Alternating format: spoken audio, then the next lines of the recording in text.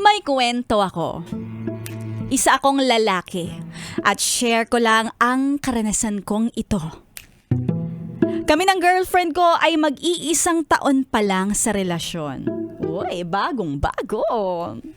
At dahil parehas kaming nagtatrabaho na, madalas kami na lumalabas para mag-date. Ay, sana all hindi tambay at nagjojowa.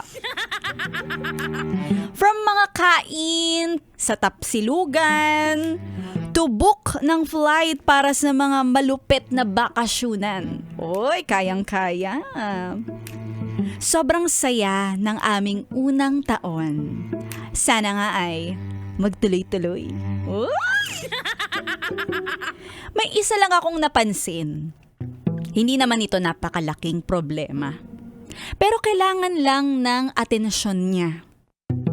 Kasi hindi ko alam kung aware ba siya dito at baka ako lang ang tanging makakapagsabi sa kanya. Napansin ko kasi na meron siyang kukurikapo. Yun yung libag sa ilalim ng Cocomelo. Pansin ko kasi na lagi siyang naglalagay ng baby powder sa katawan. Siguro nga dahil sa init ng panahon. At ilang beses ko nang nakita ito.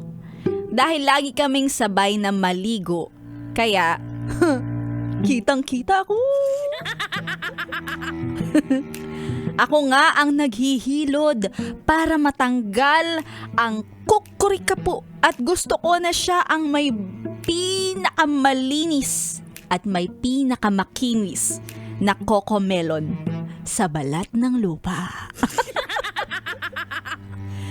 Pero hindi ko masabi ng diretso sa kanya.